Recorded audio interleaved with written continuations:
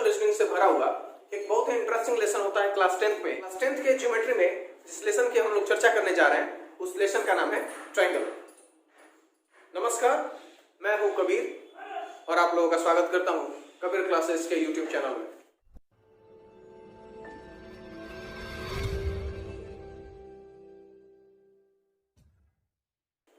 आज हम लोग ट्रायंगल चैप्टर के बारे में डिस्कस करने जा रहे हैं और ट्रायंगल चैप्टर के कुछ बेसिक थ्योरम्स के बारे में पढ़ने जा रहे हैं। जो पूरा ट्रायंगल चैप्टर है वो थ्योरम्स के इर्द गिर्द घूमता है, जिसमें हम लोग बहुत सारे थ्योरम को प्रूफ करते हैं और फिर उसी के बेसिस पे बहुत सारे क्वेश्चंस को हम लोग बनाते हैं। आज हम लोग ट्रायंगल चैप्टर का जो पहला थ्योरम है, जिसको हम लोग थैलेस थ्योरम कहते हैं, उसको हम लोग समझने जा रहे हैं। थैलेस जो कि ग्रीक मैथमेटिशियन और फिलोसोफर थे, उन्होंने बहुत सारा मैथमेटिकल स्टडी किया और अपने थ्योरम्स और अपने लॉज को दिए हैं। उन्होंने केवल ट्रायंगल के बारे में नहीं, सर्कल के बारे में भी स्टडी किया है और देखा जाए तो लगभग दुनिया के सबसे पहले कुछ चुनिंदे जो पर्सनालिटीज हैं जिन्होंने कुछ ऑब्जर्वेशंस रखे हैं, कुछ जिन लोगों ने कुछ पढ़ाई की है, उन लोगों में से एक है। थैलेस जो है वो ग्रीक के मेलिटस नामक जगह में पैदा हुए थे और ऐसा कहा जाता है कि 625 बीसी से लेकर के लगभग 550 बीसी के बीच में उनका जीवन काल रहा है और यहीं कुछ वो 75-70 साल के करीब उनकी लाइफ रही है। थैलेस अपने टाइम में बहुत ज्यादा पॉपुलर थे ओपन स्पीच के लिए। थैलेस बहुत ज्यादा पॉपुलर थे अपने इंटरेस्टिंग स्टडीज के लिए और यूनिवर्स की भी स्टडी के लिए काफी वो प्रचलित थे। थैलेस ने ही बताया है 9th क्लास में जो हम लोग पढ़ते हैं कि एक सर्कल के अंदर, इसी सर्कल के अंदर डायमीटर पर बनाया गया, डायमीटर से बनाया गया ट्रायंगल, ठीक है, इसी सर्कल के सेमी सर्कल में डायमीटर से बनाया गया ट्रायंगल हर वक्त राइट एंगल होता है। ओके, हर वक्त राइट एंगल होता है। ये थैलेस का ही बताया गया। ये 9th क्लास में हम लोग पढ़ते हैं सर्कल चैप्टर के अंतर्गत। लेकिन जो क्लास 10th में हमको थैलेस का थ्योरम पढ़ना है वो काफी इंपॉर्टेंट है। क्लास 10th में थैलेस थ्योरम कहता है कि किसी ट्रायंगल के किसी एक साइड के पैरेलल, किसी ट्रायंगल के किसी एक साइड के पैरेलल अगर कोई लाइन खींची जाए, इसको मैं इंग्लिश में भी समझाऊंगा। किसी ट्रायंगल के एक साइड के पैरेलल अगर कोई लाइन खींची जाए तो वो दो साइड्स को इस तरीके से डिवाइड करेगा कि दोनों डिवाइड होने वाले साइड्स का रेशियो इक्वल होगा। इस चीज को समझिए। According to Thales theorem, if a line is drawn in such a way that it is parallel to any one side of the triangle. Suppose this is the line and it is drawn parallel to any one side of the triangle A, B and C. You can draw it parallel to AB also. You can draw it parallel to AC also. I have taken that the line will be parallel to BC. Now, this line AL is passing through triangle in such a way that the line is parallel to BC, any one side of triangle, in such a way that the two sides has been intersected at two distinct points. If a line is passing through a circle in such a way that it is parallel to any one side of triangle and intersecting the two sides in two distinct अलग-अलग बिंदु, two distinct point, then the sides will be divided into same ratio. Suppose कीजिए कि L के कारण AB जो है वो A और B हिस्से में टूट जाता है और AC जो है वो X और Y में टूट जाता है, तो इसके कारण A upon B is equals to X upon Y। दोनों साइड जो होंगे वो इक्वल रेशियो में डिवाइड होंगे, यही थ्योरम कहता है। और इसी को हम लोग थैलेस थ्योरम, थैलेस थ्योरम या फिर BPT, basic proportionality theorem, basic proportionality theorem भी हम लोग कहते हैं। तो आइए क्लास 10th का जो पहला थ्योरम है हम लोग वो करके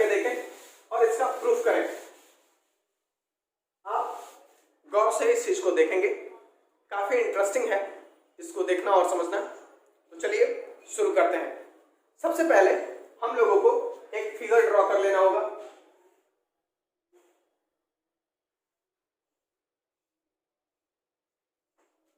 हम मान लेते हैं कि हमारा ट्रायंगल जो है वो एबीसी है। एबीसी के बीसी के पैरेलल एक लाइन एल है जो कि जा रही है, एबी को डी पॉइंट पर कट कर रहा है और एसी को ई पॉइंट पर कट कर रहा है। ठीक है, इतना हमको पता है। अब देखिए, तो सबसे पहले हम लोग गिवन लिखेंगे। ज्योमेट्री का एक बहुत ही बेहतरीन तरीका है कि हर एक चीज को लिखना होता है। आप थ्योरम पहले समझ चुके हैं, मैं एक बार फिर से बोल दे रहा हूं कि if a line is drawn in such a way that it is parallel to one side of the triangle and intersecting the two sides in two distinct points, then the sides will be divided in same ratio। यही proof करना हमको given है। Given क्या है भाई? Given क्या है? ABC in triangle ABC L is parallel to BC intersecting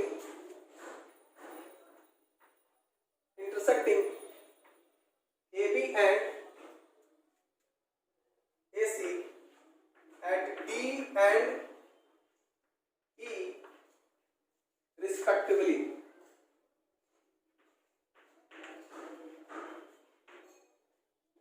AB और AC को ये लाइन D और E पॉइंट पर इंटरसेक्ट कर रही है। हमको प्रूफ क्या करना है? हमको प्रूफ करना है AD upon DB is equals to AE upon EC। This is what we have to prove। Now construction।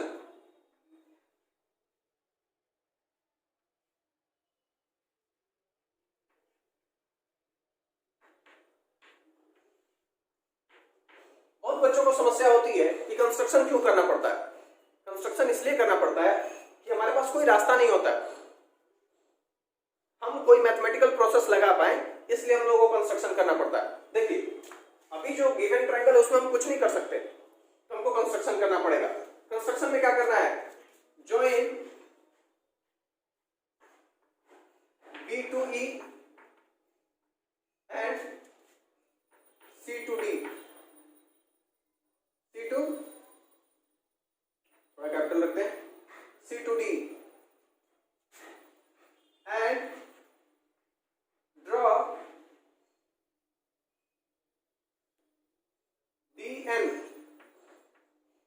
DN perpendicular AE and EM perpendicular AD। कहता है कि B को E से जोड़िए,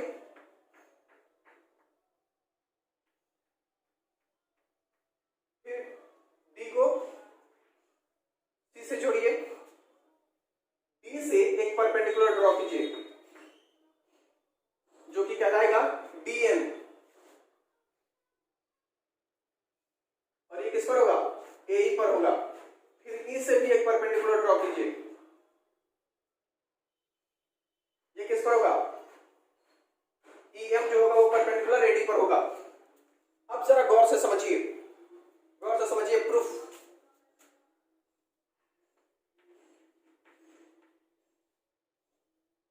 देखिए, प्रूफ देखते हैं। अगर हम बात करें एरिया की, तो किसी एक ट्रायंगल में अलग अलग बेस और अलग अलग हाइट लेकर के हम उसका एरिया निकालें तो एरिया सेम रहेगा। जैसे आप समझें, ये एक ट्रायंगल है, अगर हम इस साइड को बेस लेते हैं और ये हाइट लेते हैं, तब कैलकुलेट किया गया एरिया, या फिर इसको बेस लें और इसको हाइट लें, तब कैलकुलेट किया गया एरिया। चूंकि ट्रायंगल सेम है तो उसका एरिया जो होगा वो क्या होगा? सेम होगा। जैसे आप मान के चलिए कि मेरी जो बॉडी है उसके लिए कोई दुकान वाला जो है 90 सेंटीमीटर की अगर बनियान सजेस्ट करता है, तो दूसरा दुकान भी 90 ही करेगा, क्योंकि मेरी बॉडी तो सेम है, बदल नहीं रही है। ऐसा थोड़ी है कि एक दुकान से दूसरे दुकान पर जाएंगे तो हमारा मेजरमेंट चेंज हो जाएगा, ये फिक्स रहने वाली चीज। तो ट्रायंगल का एरिया जो होगा वो सेम रहेगा। तो हम लिख सकते हैं कि इन ट्रायंगल ADE, ध्यान से देखिए ADE कहां है भाई, ADE यहां पर है। इन ट्रायंगल ADE क्या हो जाएगा, 1/2 into base AD into EM is equals to 1/2 into AE into DN। देखिए भाई ये दोनों एरिया हैं,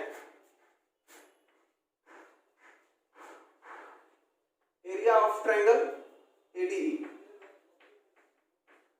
area of triangle ADE is equals to this much.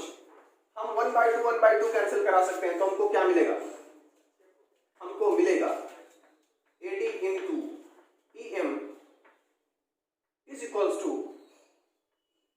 AE into DN, equation number 1। अब हम जानते हैं कि DE, ये लाइन L जो है वो DE is parallel to BC, line L जो है पैरेलल टू BC। आप DE बोले BC के पैरेलल, या फिर L is parallel to BC। दरअसल L का ही टुकड़ा है DE। तो जब ये दो लाइनें पैरेलल है, अब थोड़ा याद कीजिए, क्लास 9 में आपने कॉन्सेप्ट पढ़ा है, आपने कॉन्सेप्ट ये पढ़ा है कि two triangles on a same base, देखिएगा बिटवीन सेम पैरेलल, एक ही पैरेलल के बीच में, ठीक है, एक ही बेस पर अगर दो ट्रायंगल्स हैं तो दोनों का एरिया सेम होता है, ठीक है। अगर ये ट्रायंगल, ये देखिए BC बेस पर ही आप दो ट्रायंगल बनाते हैं, एक ABC और एक BCD, तो दोनों का एरिया क्या होगा, सेम होगा। इसका रीजन ये होता है कि पैरेलल लाइन के बीच का जो हाइट होता है वो कांस्टेंट होता है, और बेस भी आपने क्या ले लिया, सेम है, तो दोनों का जो एरिया होगा वो इक्वल होगा। ये कॉन्सेप्ट है, याद रखना है। तो अब हम आगे क्या करने वाले हैं जरा देखिए, हम लिखेंगे we know that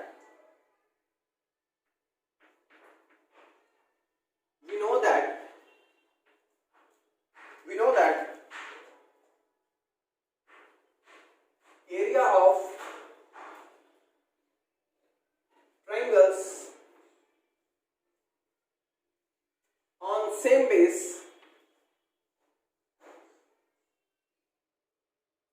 between same parallel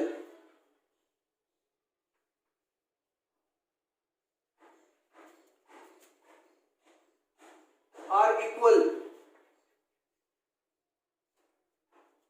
एक ही बेस पर बने दो ट्रायंगल्स का एरिया जो कि दो पैरेलल के बीच में हो, उनका एरिया इक्वल होता है। समझिए जरा, लिखेंगे वी हैव, हमारे पास कौन कौन पैरेलल है, DE पैरेलल टू BC, हमारे पास DE पैरेलल टू क्या है, BC है। तो DE और BC जब पैरेलल है तो आप एक बात देखिए, DBE, गौर से देखिएगा, ट्रायंगल DBE, ये जो ट्रायंगल है इसका एरिया, और ट्रायंगल ECD इसका एरिया इक्वल होगा कि नहीं। ये पैरेलल लाइंस, इस बेस पर बने हुए ये दो ट्रायंगल आपको इक्वल दिखेंगे कि नहीं। जरा मैं बाहर बना के दिखा दूं, तो ये ट्रायंगल कुछ ऐसे दिख रहे हैं, ऐसे बने हुए ये दोनों ट्रायंगल, दोनों का एरिया सेम होगा कि नहीं, क्योंकि यहां से जो लाइन गुजर रही है ये पैरेलल है इसके, तो बेस तो दोनों का सेम है और सेम पैरेलल के बीच में है, तो दोनों का एरिया क्या हो जाएगा, इक्वल हो जाएगा। आइए समझते हैं आगे। तो यहां पर क्या है कि ये दोनों चीजें,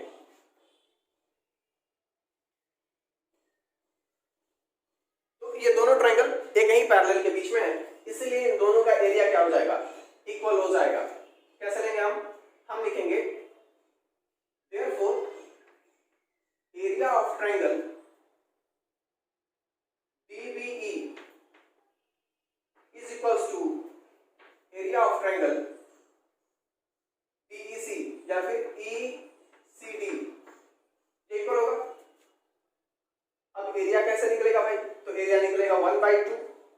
हाँ, हमने बात किया बेस DE लेने को, लेकिन DE पर गिरता हुआ कोई परपेंडिकुलर है नहीं, तो हम अभी बेस ले लेंगे BD को। तो कोई बोलेगा कि BD पर भी तो परपेंडिकुलर नहीं गिर रहा है, लेकिन आप जरा याद करें, आप समझे इस चीज को।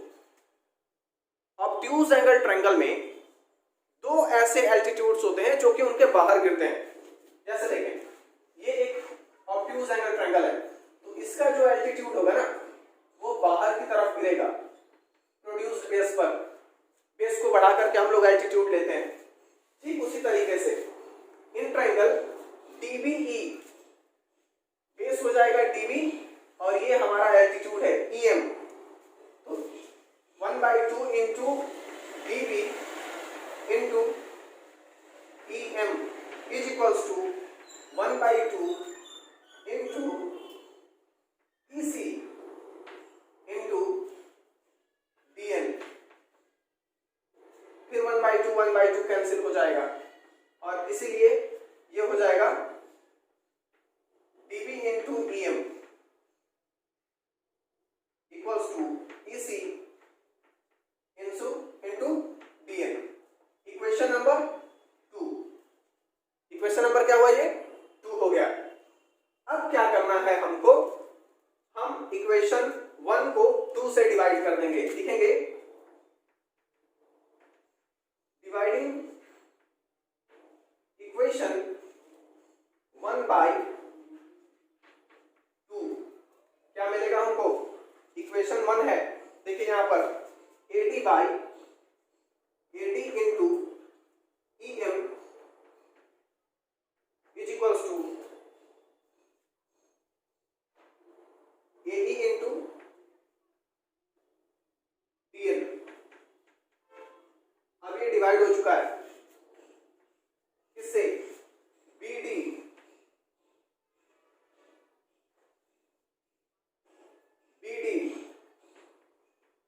इंटू EM और यहां पर हो जाएगा EC into DN। DN EM cancel हो गया बच्चों, हमको क्या मिला? AD upon BD equals to AE upon EC and this is the required result. आप गौर से देखें, यही हमारा रिक्वायर्ड रिजल्ट है। तो इसी को हम लोग थैलिस थ्योरम कहते हैं, इसी को हम लोग बेसिक प्रोपोर्शनैलिटी थ्योरम भी कहते हैं, और ये क्लास 10th का पहला थ्योरम है जो कि हम लोग को पढ़ना होता है। तो आप कमेंट करके बताना ना भूलें कि आपको ये थ्योरम कैसा लगा, इसमें क्या क्या ऐसी चीजें हैं जो आपको समझ में आई, क्या चीजें हैं जो समझ में नहीं आई, कहाँ कंफ्यूजन है, आप हमको जरूर बतावें।